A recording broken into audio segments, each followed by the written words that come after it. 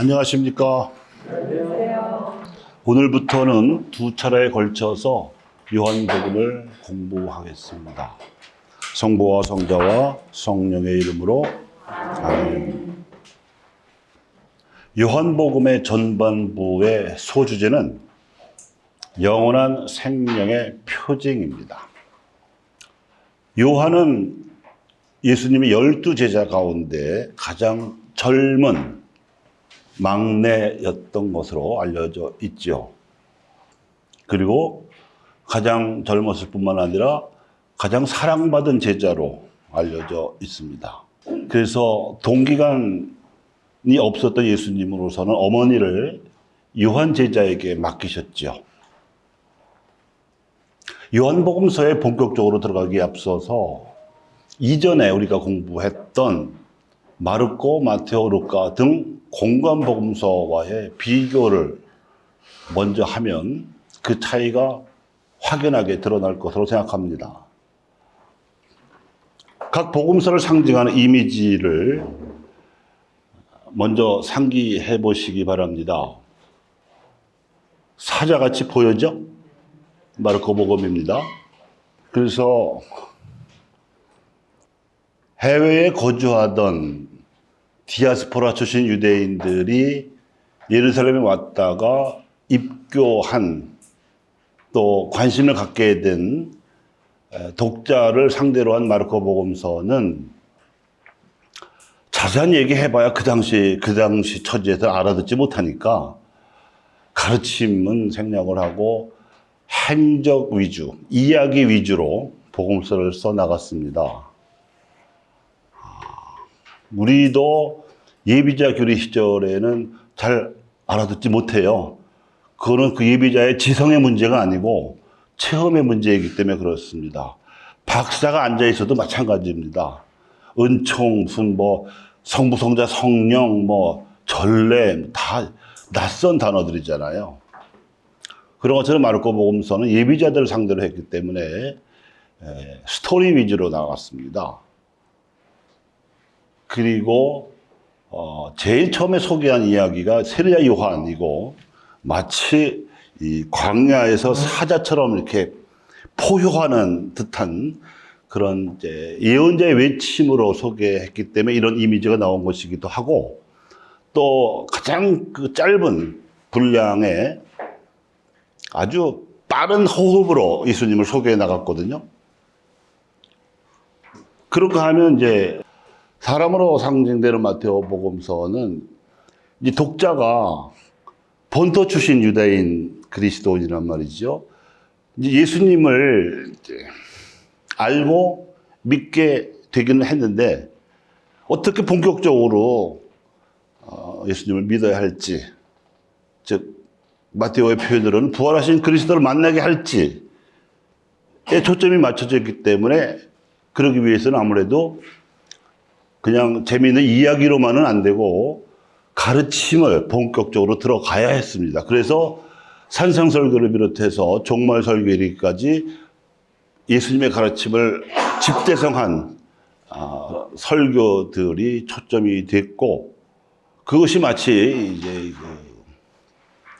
유다인 그리스도인들을 성숙하게 부활 신앙에 이르도록 만들어주는 천사와 같아서 사람의 이미지에다가 천사의 이미지를 합쳤습니다. 그런가 하면 루카는 이제 70년경에 있었던 예루살렘 함락, 예루살렘 성전 파괴 이런 대사건 후에 각지로 흩어진 유다인들의 숫자도 얼마 안 됐거니와 더 많은 수의 이제 그리스 문화권에 살고 있는 이방인들을 염두에 두어야 했기 때문에 완전히 새롭다고 할 정도의 그 관점에서 복음서를 쓰죠. 기본 재료는 마르코, 마테오를 참고를 했을 것입니다만은 새로운 각도에서 이방인의 눈으로 예수님을 조명을 했습니다. 그래서 사자죠, 사자. 황소. 그래서 그 루카복음 1장이 사제 지카리아가 지성소에 당번 차례가 되어서 들어갔을 때 제사를 지내는 참에 천사가 나타났던 장면에서 따온 이미지이기도 하고, 또 실제로 루카복음서의 주요한 주제 중에 하나가 봉헌입니다. 봉헌, 제사. 그제까지 유다인들의 제사 의식에 있어서는 황소면 최고의 제물이었습니다. 가장 비싸고.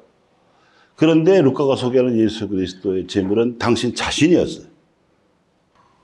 그리고 그렇게 죽음에 이르기까지 예수 그리스도의 생애는 가난하고 소외된 이들을 위한 봉헌이었습니다. 그런 봉헌이야말로 제물의 가치가 있다는 뜻이에요.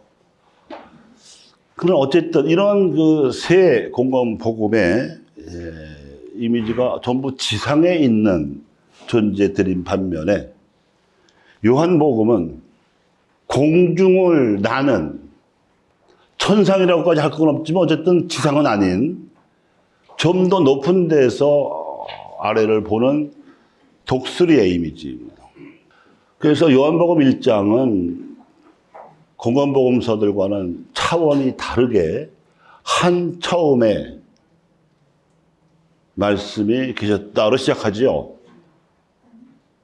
그러니까 이것은 시간의 차원을 어마어마하게 끌어당긴 것이에요. 그리고 그 말씀은 하나님과 함께 계셨고 말씀은 하나님이셨다. 이런 이제 1장 2절의 표현들은 이게 뭐 이방계 출신 유다인이건 본토 출신 이방인이건 또는 아예 그리스 출신 이방인이건 현세의 인류들만 대상으로 하거나 그 당시에 만날 수 있었던 사람들만이 아니라 태초부터 지금까지 살고 있는 인류 전체와 앞으로 또 살아갈 인류 전체를 향한 메시지이기 때문에 시 공간으로 차원이 달라졌습니다. 요한이 네 번째로 복음서를 쓰기까지 이 세 복음서가 알려져 있었습니다만 그럼에도 불구하고 또 자신의 이름으로 복음서를 쓰게 된 까닭은 뭔가 부족했기 때문이죠. 성에 안 찬 겁니다. 그때 이미 요한은 예수님 만났을 때는 아주 젊었지만 쓸 당시에는 거의 100세가 다 된 원로였습니다. 예수님의 생애를 다 겪었고 예수님 부활 이후 초대교회의 탄생과 성장 과정을 또 다 겪었고 그것도 예루살렘에서만이 아니라 에페소까지 그리고 유다인들이 어떻게 예수님을 모해했는지 초대교회 그리스도들을 박해하는지 또 로마에 고발하는지 이런 추악한 모습 다 겪었고 결국엔 자기 자신도 로마 당국의 유다인들에 의해서 고발되어 가지고 온갖 환난을 다 겪다가 그 이상하게 말이죠. 12제자 가운데 요한만 치명을 못해요. 근데 치명할 기회가 없었던 것은 아니고 로마에 압송이 됐는데 벨벨 고문을 다 해도 요한에게는 위해를 가하지 못하더래요. 이건 교회 전승입니다. 문헌은 없는데. 하는 수 없이 파트모스라는 섬으로 아주 외딴 섬으로 유배를 보낸 거예요. 거기는 돌 채석장이 있었어요. 중노동을 그 연세 많은 노인네한테 부과한 거죠. 그렇지만 뭐 아주 험하게 다루지는 않았던지 짬짬이 시간 날 때마다 동굴로 가서 이제 기도를 하면서 자기와 똑같이 박해를 겪고 있는 소아시아의 교회 신자들, 에페소를 비롯해서 뭐 사르디스, 필라델피아, 뭐 스미르나, 베르가모 등등 그 교회 신자들에게 격려의 편지를 쓴 것이 요한묵시록이고 그리고 요한묵시록 쓰기 이전에 이미 에페소에 처음 도착했을 때 그때는 바오로 사도 후임으로 디모테오가 주교 노릇을 했는데 디모테오의 청으로 신자들을 위해서 쓴 편지가 3통이 있습니다. 그때 이제 박해도 박했지만 내부에는 또 어떤 어려움이 있었냐면 이단 사상이 있었어요. 그리스 문화권에 살다 보니 그리스 사상의 영향을 받지 않았겠습니까? 이제 그쪽 사람들은 논리적이고 분석적인 걸 좋아했어요. 뭐 말씀이 사람이 되시고 이러는 건 어려워하고, 말씀은 말씀이고 육신은 육신이지 무슨 말씀이 사람이 되신다는 거냐. 그러니까 좀 이해하기 쉽게 이렇게 좀 디스카운트 한다 그럴까요? 편의적으로 막 예수님의 정체를 이해하려고 하는 소위 이단적 시도들이 생겨났어요. 히라버로 로고스가 이제 이성이라는 뜻인데요. 로고스. 그걸 영지라고 이해를 했어요. 구원의 파워를 지닌 어떤 지식이 있는데 예수라고 하는 분은 그 로고스 또 영지를 지니고 오셨던 분이지 우리가 똑같은 사람은 아니셨다. 그러니까 그 십자가 죽음을 견디셨던 거다. 그러니까 가짜로 십자가 죽음을 견뎠다는 얘기가 되는 거잖아요. 영지주의 이단이라고 그래요. 또 다른 말은 그노시스라고도 하고요. 근데 사실 이해하기는 그게 쉽긴 해요. 왜냐하면 그 당시 사람들은 뭐 지금도 막 그럴 것입니다만은 어떻게 사람이 그런 사랑을 할 수 있을까? 그런 원수를 용서할 수 있을까? 어떻게 하느님을 그렇게 철저히 믿을 수 있을까? 이게 의문이었거든요. 자기네 세대에 벌어진 일이기 때문에 그걸 이해하려니까 그런 식으로 이제 깎아내린 이단이 생겨났었죠.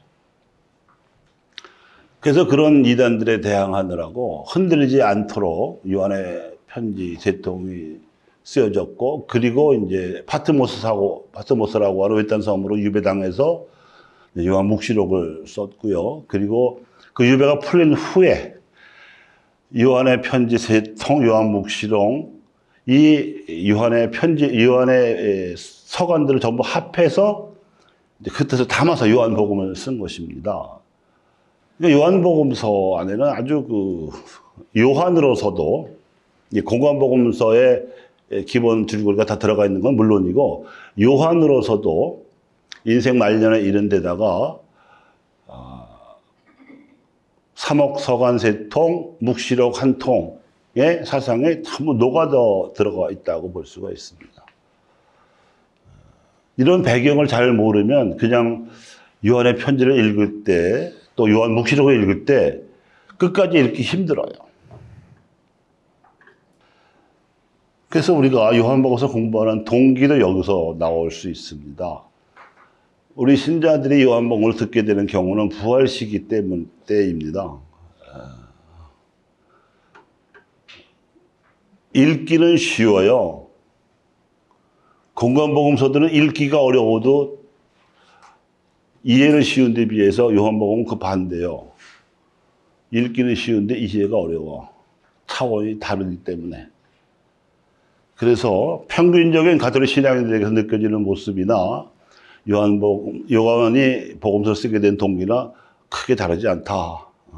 예수님을 근본적으로 그리고 참된 모습으로 바라봐야 한다. 아는 문제의식은 똑같은 거예요. 요한의 복음서에서 요한의 저술 동기가 드러나는 두 단어는 선제성과 초월성입니다. 공관복음서들에도 하느님의 아들 또는 그리스도라는 호칭이 그분의 초월성을 드러내기는 하지만 선제성은 드러내지 못해요. 선제성은 말 그대로 먼저 계셨던 분이라는 거예요. 요한복음서의 본문에 보면 그런 구절이 나와요. 나는 아브라함이 있기 전에도 있었다. 근데 유대인들이 이게 무슨 소리인지, 아니 저 사람이 미쳤나? 아니 아브라함이 언제적이면 1000년 전 조상이고, 그리고 당신이 지금 50살도 안 된 나이에 말이야. 사실은 30대인데 50살로 보였으면 굉장히 고생 좀 했던 것 같아. 그렇긴 하지만 어쨌든 어떻게 1000년 전의 조상보다 먼저 있었다고 주장하냐, 정신 나간 거 아니냐, 이런 반응이 나올 수밖에 없었어요. 근데 그거는 예수님으로서는 당연한 얘기. 왜냐하면 그분은 한참부터 계셨으니까. 그게 선제성이에요. 이 선제성을 그 당시 유다인들도 몰라보고 오해했지만 오늘날의 우리 신자들도 진지하게는 정확하게는 바라보고 있지 못한 것 같아요. 그분은 하느님이에요. 그냥 훌륭한 분이 아니고 그게 1장 1절의 말씀입니다. 처음에 말씀이 계셨다. 이 대목을 이제 영어 성경에서 보면은 in the beginning, 그냥 beginning은 처음이라고도 번역할 수 있는 말인데 다른 말이 없어요. 근데 우리는 처음이란 말 정도 갖고는 안 되고 한 처음. 이 한이란 말은 크다는 말이에요. 그리고 말씀이 계셨다. 이게 이제 영어 성경을 보면은 대문자로 된 W를 써가지고 워드예요. 서양 언어는 그렇게밖에 표현 못해. 우리는 말씀이라고. 말이 계셨다 이렇게 안 합니다. 왜냐? 존대어법이 한국어만큼 발달된 언어는 이 세상에 없어요. 존댓말 표현이 있는 언어는 한국의 영향을 받은 말들, 뭐 일본어, 뭐 몽골어, 또는 투르크 계통의 옛날 돌골족 계통의 언어들, 중앙아시아 이쪽의 언어들에는 존대어법이 있어요. 그 서양 언어에는 없어요. 다 너야 너 그냥 우리처럼 높여서 우리말에 이 존대어법을 할 줄 모르면 사람 대접받기 어렵죠. 어려워요. 아버지한테 너 밀어봐 난리 나지. 엄마한테 큰일 납니다. 그래서 서양은 그게 가능해요. 다 유야 유. 우리는 하나님에 대해서도 어디 하나님의 말씀을 말이라 그래. 말씀이라고 해요. 말씀. 또 초월성. 말씀은 하나님과 함께 계셨는데 말씀은 하나님이셨다. 그러니까 인간이라는 존재보다도 초월해 있는 하나님이시라는 거예요.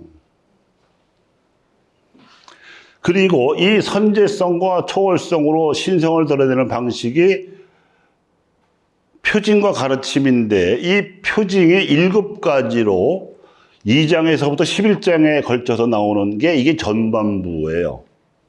그리고 가르침, 제자들에게 주로 집중적으로 남기신 가르침이 후반부에 나오는데 13장에서 17장에 나오고 이제 이 가르침을 마치고 나서 최후의 만찬 드시고 십자가를 짊어지시고 부활하신 이야기가 18, 19장 그리고 제자들에게 나타나신 이야기 즉 발현사화가 20장에서 21장에 나옵니다.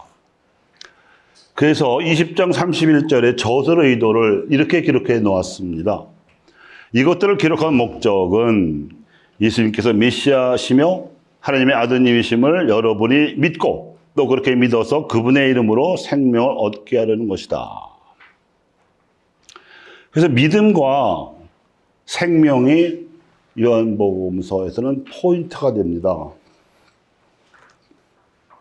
역사적인 배경을 보면 로마군에 의해서 예루살렘 성전과 도성이 완전히 파괴되고 무려 110만 명 이상이 살해당하고 나머지도 포로로 끌려가거나 또는 알아서 피신을 하고 흩어진 그 어마어마한 역사적 사건이 있은 후에 성모 마리아를 모시던 사도 요한도 에페소로 옮겨갔습니다. 디모테오가 초대를 했습니다. 그리고 말씀드린 대로 3통의 서간을 저술합니다. 그 중에 1서, 2서는 가상의 수신인이 귀부인이에요. 이런 배경을 모르고 귀부인이요, 우리는 서로 사랑합시다. 이런 무슨 연애편지 쓰는 것 같잖아.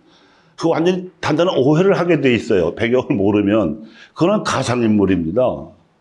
그러니까 그때는 로마의 박해시대이기 때문에 언제든지 검열당할 수 있고 압수수색 당할 수 있는 생편이니까 최대한 할 수 있는 한 위장을 하는 거예요. 마치 사신이 개인적인 편지인 것처럼. 근데 그 내용을 훑어보면 이단에게 흔들리지 말고 예수 그리스도야말로 사람이신 하느님이심을 믿으라는 내용으로 되어 있습니다. 그리고 그러다가 로마에 체포된 요한이 파트모스 섬의 유배대에서 강제 노역을 하면서 요한묵시록과 요한복음을 작성을 했고, 그 특징은 영원한 생명의 파스카 과업을 복음화의 차원에서 다루는, 그러니까 루카복음서를 이어받으면서도 훨씬 더 차원을 높였다고 할 수가 있습니다. 요한복음 1장 14절에 나오는 이 말씀이 사람이 되시어 우리 가운데 사셨다가 이제 요한복음의 주제입니다. 영원한 생명의 또 다른 표현이기도 하죠. 우리는 그 영원한 생명을 어떤 시간이 무한히 연장된 어떤 또 다른 시간처럼 생각하는 경향이 있습니다. 사전적인 뜻이 그러니까요. 근데 그것은 논리적이고 이분법적인 그리스의 사고방식을 통합하려는 요한의 창의적인 시도의 결과입니다. 즉, 시간과 영원이 그리스적 개념에서는 다른 거예요. 시간은 유한하고 영원은 무한한 거예요. 그런데 요한의 입장에서 예수님을 설명하는 데 있어서는 영원히 시간으로 들어오셨다. 그 밖에 표현할 수가 없어요. 이제 영원은 우리가 도저히 도달할 수 없는 저 피 안에 있는 게 아니고 우리의 시간 안으로 육화해 오셨다. 그래서 우리가 이거 삼정기도 때마다 기도한다고요. 말씀이 사람이 되시어 우리 가운데 계시도다. 그죠? 우리가 이렇게 중요하고 심오한 기도를 매일같이 하고 있습니다. 까먹어서 안 해서 그렇지.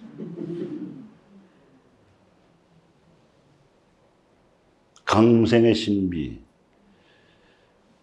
근데 이제 그리스적인 이 이분법적 사고가 진리를 설명할 때는 방해가 되는데 또 어떤 면은 진리를 설명할 때 도움이 되기도 해요. 즉 시간이 그리스어에서는 둘이에요. 단어가. 하나는 크로노스, 하나는 카이로스. 칠판이 없어서 제가 적어드리지는 못하는데 발음 그대로 쓰면 되니까 뭐 어렵진 않아요. 크로노스라고 하는 말도 시간이고 카이로스도 시간인데 크로노스는 양적인 시간. 달력에서 한 번 넘어가면 안 오는 그런 시간. 양적인 시간입니다. 그런데 카이로스라고 하는 시간 개념은 질적인 시간이에요. 아무리 시간이 흘렀어도 똑같은 내용의 현실이 재현되면 그때마다 반복될 수 있는 일. 이게 카이로스. 한 처음이나 지금이나 예수님이 계시면 이미 그때는 영원이야. 영원. 그런 점에서는 이제 그리스어의 도움도 우리가 받기도 하죠. 우리도 그런 개념은 있는데 말은 똑같이 다 시간이잖아요. 시간이 우리의 그 관념 안에도 살아있는 게 여러분 생일이나 무슨 결혼기념일이나 이런 특별한 날이 되면 사실은 똑같이 24시간 주어진 거고 뭐 아침에 해 떠서 저녁에 지는 건 똑같은 건데 마음이 달라지잖아요. 또 뭐 부모님이 돌아가신 날이라든지 뭐 아주 특별한 의미가 있는 날 되면 다른 사람에게는 그날 똑같은 날인데 나한테는 유독 다르잖아요. 살아있는 거예요, 시간이. 그게 이제 카이로스적인 시간이에요.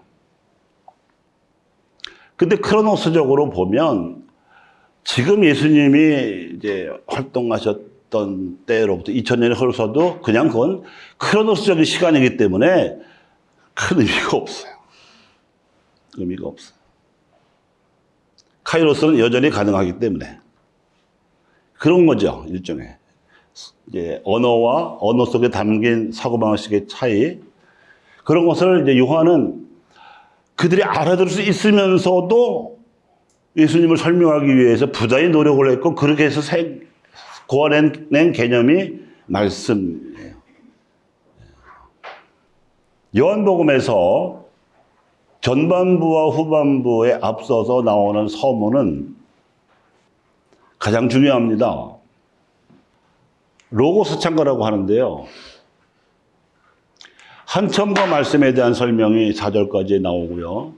그리고 1장의 9절에서 11절에는 말씀이 세상에 오셨는데 세상은 그분을 맞아들이지 않았다 하는 거부의 이야기가 2장에서 11장에 걸쳐서 나와요. 그리고 1장의 12, 14절에는 그러나 소수의 백성이 메시아를 알아보고 맞이해 드려요.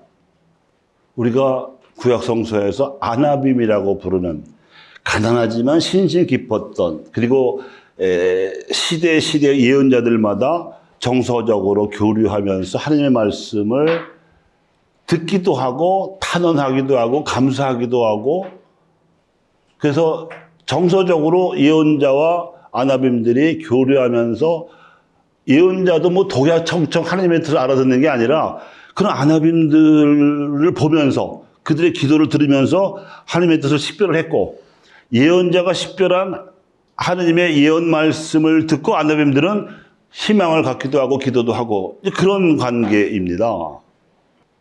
그런 아나빔들이 대표적으로 성모 마리아, 또 성모 마리아의 부모 요아킴과 안나, 세례자 요한의 부모인 스가랴와 엘리사벳이에요.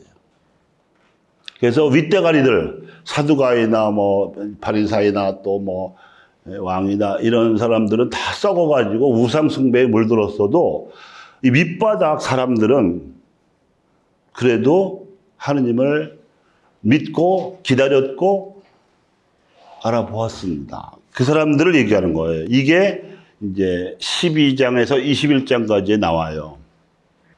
그리스 사상이 논리적이고 분석적이라고 말씀을 드렸지만 그들의 사상에 의해서 예수님을 받아들이기 어렵고, 또 요한이 볼 때는 예수님을 믿고 알게 하기 위해서는 반드시 뛰어넘어야 했던 지점이 이 성속 이원론과 영육 이원론이거든요.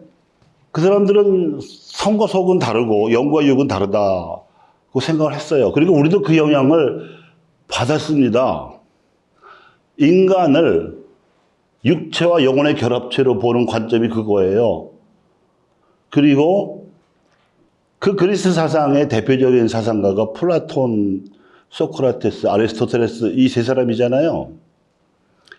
특히 이제 플라톤하고 아리스토텔레스는 소크라테스 스승과 달리 저술을 남겼고, 이 두 사람의 저술이 서양의 학문에 거의 뭐 토양이 되다시피 합니다. 그리고 이제 4세기의 아우구스티노 성에는 플라톤의 연역적 방법론으로 신궁론을 써서 그리스도교 신학의 기초를 만들어 놨고요. 그 천년쯤 흐른 후에 13세기에 십자군 전쟁이 터져서 전쟁은 졌지만 이슬람 문화권에 보관되어 있던 아리스토텔레스의 히라버 저작들이 흘러들어와요. 그 당시에 라틴어도 사실은 지식인의 언어로 전락을 했지만 히라버는 더더욱 몰랐는데, 토마스 아퀴나스는 지식인이었기 때문에 히라버로 된 아리스토텔레스의 저작을 다 번역을 하고 또 읽어가지고 신학대전이라는 그리스도교의 새로운 신학 저술을 라틴어로 씁니다. 이때 이제 그리스적인 사고방식이 들어오죠. 그래서 우리도 전통교리에서 인간은 육체와 영혼으로 결합된 존재라고 배웠던 거예요. 이거 오류입니다. 그리고 이 이야기 절대 어렵지 않은 오류예요. 왜 그러냐? 영은 하느님이십니다. 소유할 수 없어요. 그리고 이 히랍 사람들은 뭐 영혼이 불멸한다고 믿었다면서요? 하느님의 자비 없이 스스로 불멸할 수 있는 그런 존재는 없어요. 이건 말도 안 되는 거예요.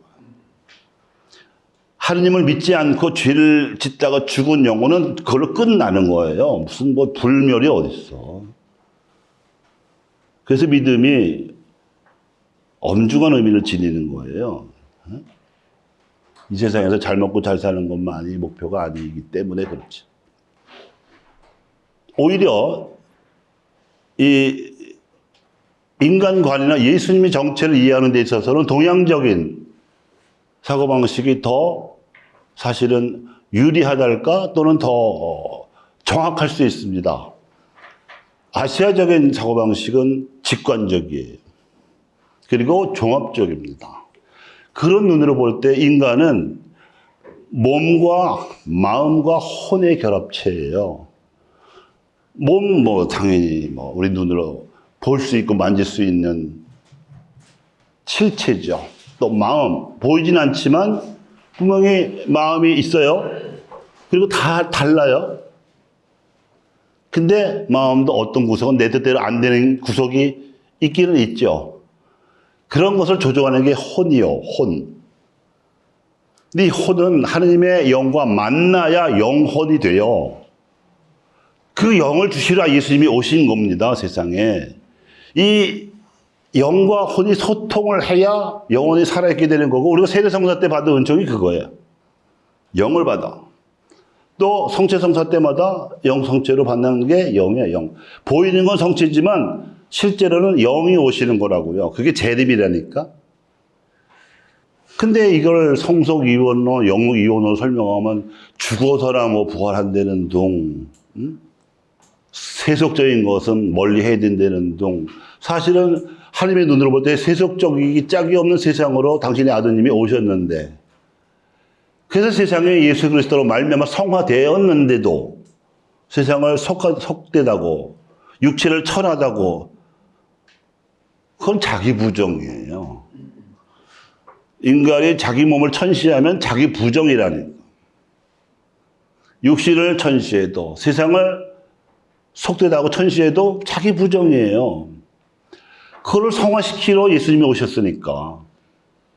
그래서 이 1장의 서문은요, 우리 몸으로 말하면 손, 발, 귀, 이 세 부분에는 우리 몸의 모든 경락이 다 연결되어 있어요. 이걸 건물에 배관으로 하면 굉장히 복잡할 거예요.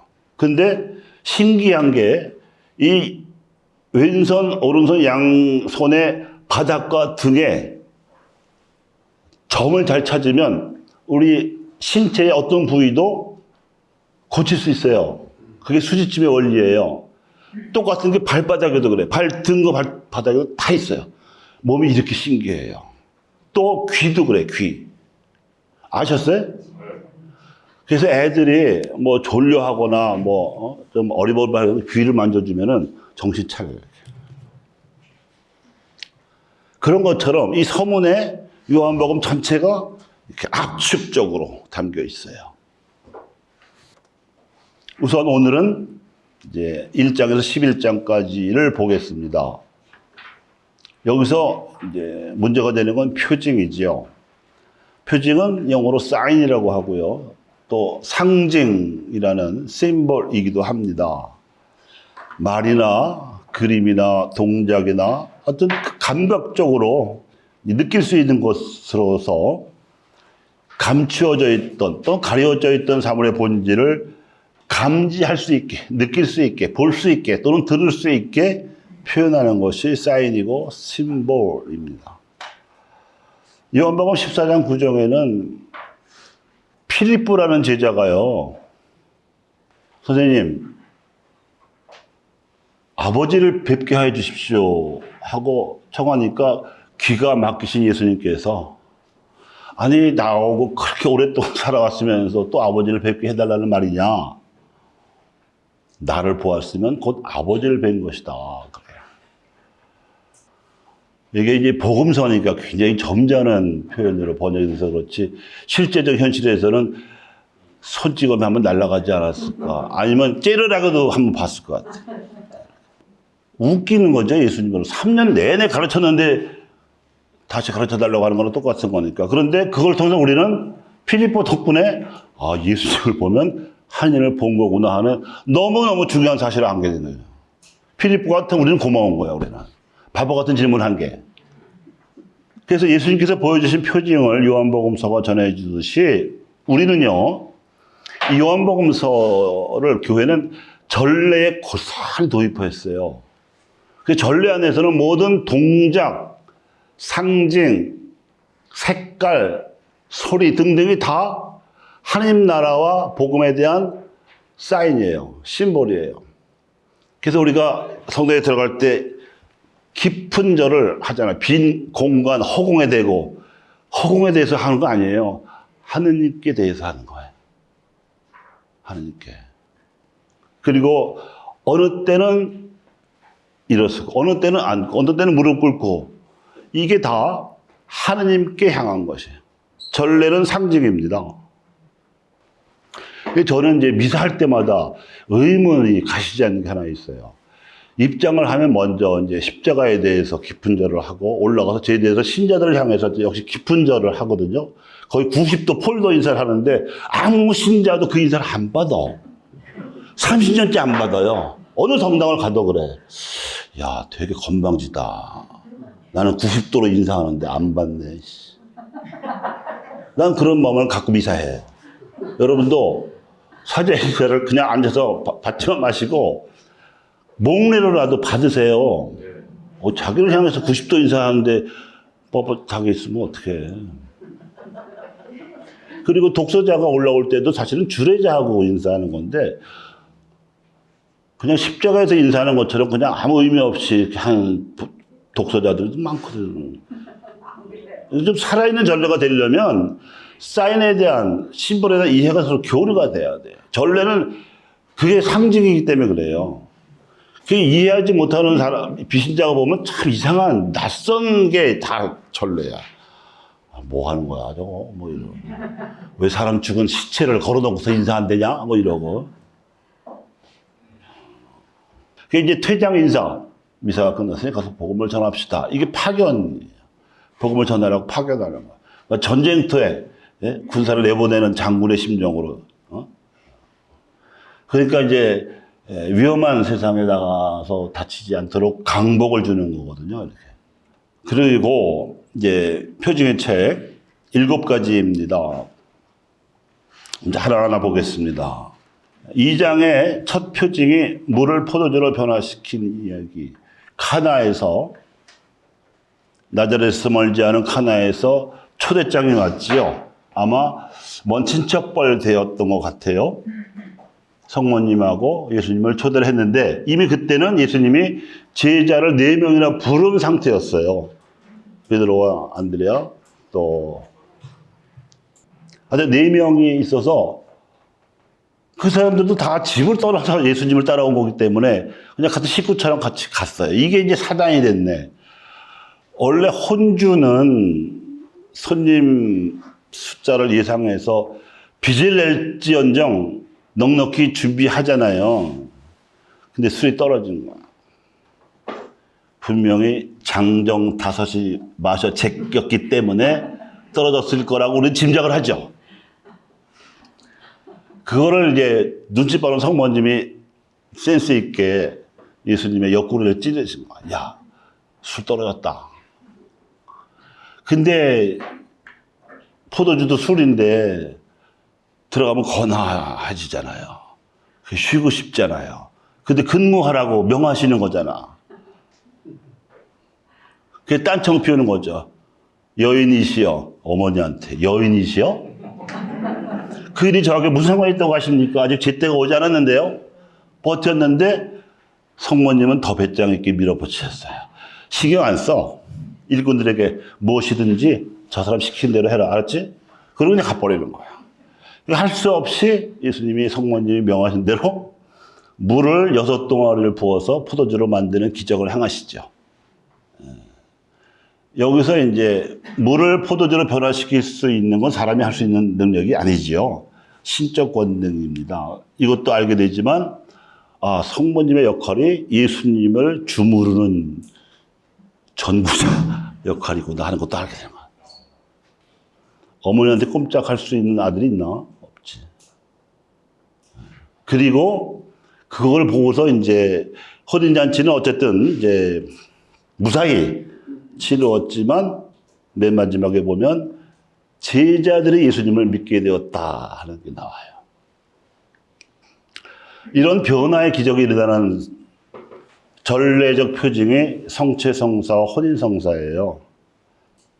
복음서에 보면 혼인성사의 이제 복음적 근거로 흔히 이제 마태복음이 나옵니다. 혼배성사 때 읽는 복음서가 그거예요. 하느님이 짝을 지어주신 것을 사람이 갈라놓아서는 안 된다. 저는 혼배성사 주례를 할 때마다 좀 아쉬움이 있어요. 왜냐하면 그 복음서 대목은요, 도입부가 바리사이들이 질문을 해요. 남편이 아내를 버려도 됩니까? 아니, 무슨 이런 고약한 질문이 있어요. 남편이 아내를 버려도 되냐고 물어. 둘이서 마음을 합쳐 살 생각을 해야지 헤어질 생각을 하냐고. 이 못된 놈들 같으니라고. 얼마나 참 남성 위주의 사회였는지. 그러니까 예수님은 그런 말 같지도 않은 질문에 대답하시느라고 방어적으로 하느님이 맺어주신 것을 사람이 갈라놓아서는 안 된다고 방어적으로 답변하신 것 뿐인데 그거를 혼인성사의 근거로 삼기에는 부족하죠. 오히려 이 칸의 혼인잔치야말로 혼인성사의 복음적인 근거입니다. 교회는 성체성사의 은총으로 산다는 말이 있습니다만 가정은 혼인성사의 은총으로 삽니다. 성사에는 은총도 있고 윤리도 있습니다. 윤리는 브레이크예요. 더 이상 나가서 안 되는 경계선이라고요. 은총은 하나님께 열려져 있는 문이고 혼인성사의 윤리는 불가해소성, 달리 말하면 이혼 금지인데 이혼 금지만 가지고 행복하게 부부생활, 가정생활을 할 수 있습니까? 그건 최소한이지. 최대한의 은총이라는 목표가 있어야 될 거 아니에요. 뭘까요? 혼인성사의 은총은 뭘까요? 예수님의 축복으로 부부가 이루는 가정의 변화입니다. 부부가 되기로 약속하기 전까지도 당사자들은 서로에 대한 호의와 신뢰로 이끌어지기 마련입니다만 그것은 자연의 섭리의 가능성이 더 큽니다. 아직은 노력한 게 없어요. 그래서 혼인서약 때 세 가지를 꼭 물어봐. 자발적으로 하는 것인지 일생 동안 진실하게 지킬 것인지 자녀를 하느님의 뜻대로 기를 것인지를 물어봐요. 이 세 가지가 포인트입니다. 부부가 서로를 위해서 노력해야 될 포인트. 늙어도 또 한쪽이 병들어도 또는 뭐 병이 아니라 또 다른 어떤 어려움에 처하더라도 이 세 가지는 한 점 하나도 고쳐질 수가 없는 건데 그거를 그렇게 받아들이고 노력하는 그 마음, 그 은총이 혼인성사의 은총이에요. 그렇게 되면 존경심이 생겨 상대방 배우자에 대해서 러브가 아니라 라이크 할 수 있다. 근데 라이크는 무슨 취미나 무슨 애완견에 대해서 하는 감정 정도로 치부하고 러브야말로 인격적인 정서라고 생각하지만 그렇지 않을 수도 있는 거예요. 러브는 선남 선녀의 20대 젊은이면 다 생겨나는 정서고 노력이 없어도 돼. 섭리니까. 남녀가 끌리는 거는 자연의 섭리요. 그런데 늙어봐. 그 사랑이 식지. 그때는 어떻게 해야 돼? 노력해야 돼요. 상대방이 좋아하게 할 수 있는 노력을 내가 해야 되는 거야. 매력을 영적으로나 신체적으로, 인격적으로 지니해야 돼. 이게 진짜 필요한 자기 관리예요. 얼굴만 가꾸는 게 화장이 아니고 마음과 생활 전체를 관리를 해서 상대방이 실증 나지 않게, 멀리하지 않게 노력해야지 부부가 노후를 함께 즐길 수가 있는 거지. 어떻게 왼수를 평생 보고 사냐고. 은총을 소홀히 하면 그렇죠. 노력 안 하면 아무리 20대 때 뭐 죽고 못 사는 지경이 됐더라도 현실은 냉정한 거예요. 싫어지면 어쩔 수 없어. 그런 지옥도 없어. 싫은 사람하고 맨날 같이 붙어 지내야 돼. 싫어지지 않게 노력을 해야지. 그게 혼인성사의 서약이죠. 자신 있으신 분. 자신 있으시기를 우리가 함부로 장담할 수는 없지만 바로 이제 이 가나의 혼인잔치에서처럼 예수님이 변화시키실 수 있다. 그래서 이 가톨릭 교회의 혼인성사는 삼자 계약이라고 그래요. 교회법상. 신랑과 신부와 예수님 사이의 삼자 계약. 그래서 한쪽이 뭐 나 계약을 해지할래 한다고 해서 되는 게 아니야. 예수님 허락을 받아야 돼. 한쪽이 죽든지 예수님 허락을 하든지 해야 되지. 그냥은 안 되는 거야. 이 세상에서는 둘이 양자 계약이잖아요. 한쪽이 싫으면 관두면 돼. 가톨릭 교회는 안 돼요. 결혼의 차원이 다릅니다. 그래서 혼인성사의 은총은 예수님이 물을 포도주로 변화시키셨듯이 서로에 대한 신뢰를 바탕으로 해서 가정을 성화시켜 나가려는 지속적인 노력과 헌신이 필요합니다. 두 번째 표징은 4장에 나옵니다. 이 혼인잔치 기적을 이루신 카나로 다시 돌아오셨을 때 카파르나움에서부터 쫓아온 헤로데 왕실 관리가 자기 아들이 죽어가고 있으니까 제발 살려달라고 청해요. 그래서 살려주셨습니다. 이 한마디로 가거라, 내 아들은 살아날 것이다. 죽을 뻔한 아이가 살아나는 소생의 기적도 사실 사람이 할 수 있는 일이 아니지요. 신적인 권능으로만 할 수 있는 일인데 예수님이 아무렇지도 않게 하셨습니다. 하나님이셨기 때문에. 이게 전례 안에서는 병자성사에 적중하는 거예요. 질병으로 말미암아 육체적으로나 정신적으로 큰 어려움이 있는 환자를 위한 성사가 병자성사인데, 이 병자성사를 통해서 환자는 용기를 얻고 다시 믿음을 회복하는 은총을 받습니다. 그래서 이 병자성사 중에도 성령을 청하는 기름을 바르는 도유의식이 있어요. 그래서 예비자에게 바르는 예비자 성유가 있고요. 견진 때 바르는 크리스마 성유가 있고, 병자를 위해서 바르는 병자 성유가 따로 있을 정도로 병자성사의 은총이 중요한데, 병자성사의 은총이 그야말로 웰다잉, 선종만 있는 게 아닙니다. 우리가 이제 세속화된 세상에서는 웰빙, 웰다잉 이게 유행이잖아요. 병자성사는 그것만이 아니라 웰빙 플러스 웰다잉 플러스 웰 꼬무니까시오. 다시 말하면 통공. 그러니까 우리가 사도신경을 고백할 때마다 성인의 통공을 믿는다고 고백을 하지만, 그때 성인은 시성되신 분들만 뜻하는 게 아니에요. 천상에 계시든 지상에 남아있던 믿는 이들은 다 성도에 속해요. 성인에 속한다고요. 그래서 병자성사를 통해서 병자성사를 청하는 환자나 그 가족이 모두 비록 죽음이 그들을 갈라놓을지라도 믿음으로 말미암아 통공할 수 있으리라는 은총이 병자성사의 은총이에요. 근데 이걸 되게 포기하고 살더만요. 고해성사 볼 수 없을 정도로 의식이 다 떨어진 다음에 부랴부랴 사제를 청하는 경우가 99%고요. 딱해요.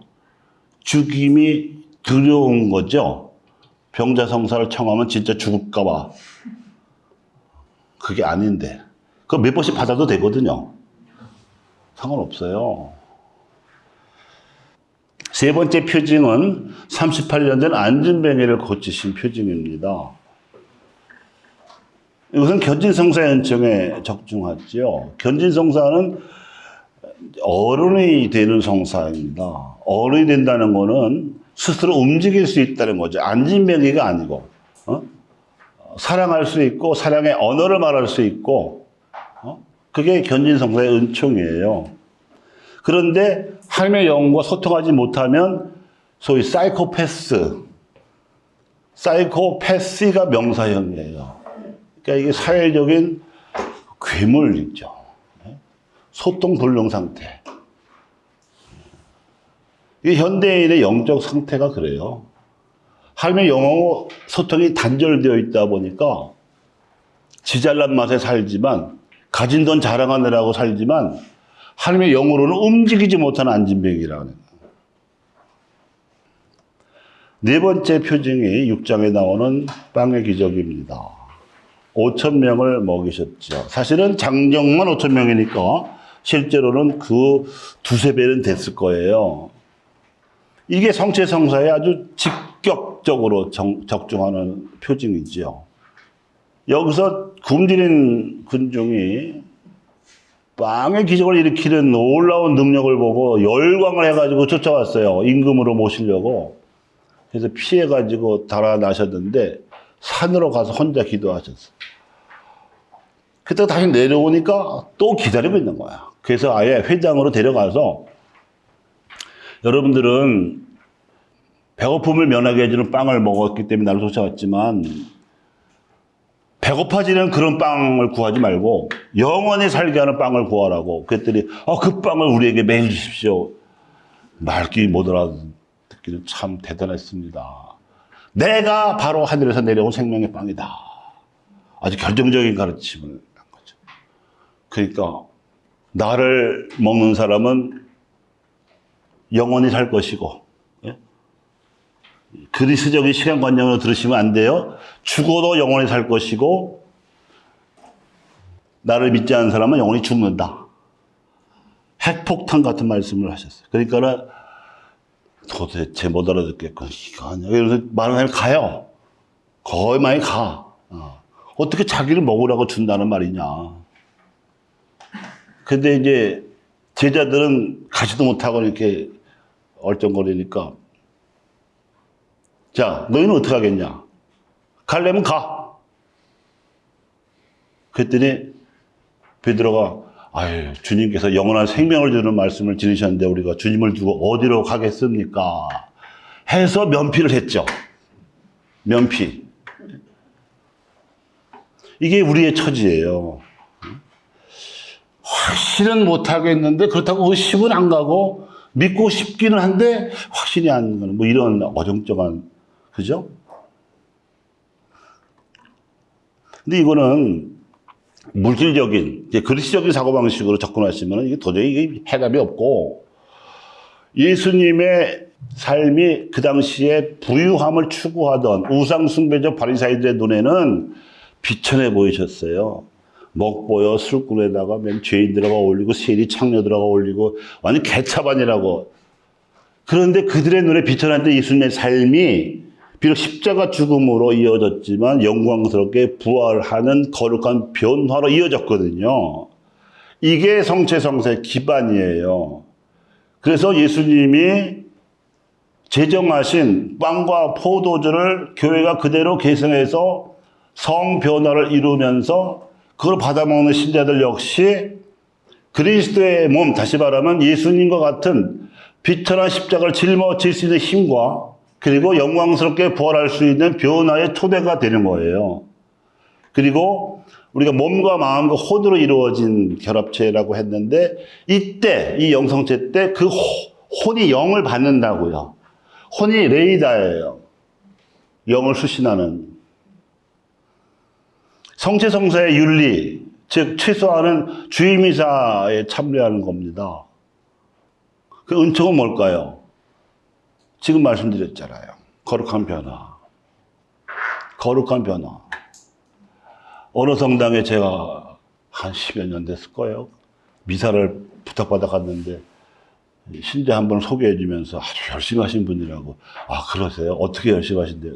10년 동안 주일미사를 안 빠지셨다고. 그럴만 하죠? 빠진 사람이 워낙 많으니까.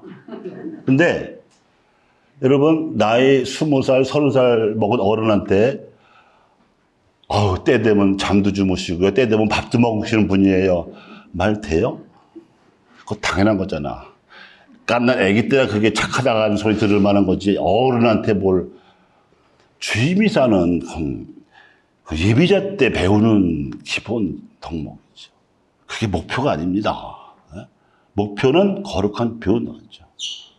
자신의 생활, 자기의 활동으로 인한 변화가 일어나야 되죠. 가정의 변화, 사회의 변화가. 그게 성체성사에서 필요한 은총이란 말이에요. 왜냐하면 우리 힘만 갖고 안 되니까.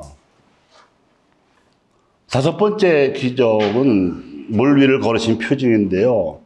이게 어떻게 된 거냐면 빵의 기적을 일으키셨어요. 근데 군중이 쫓아와.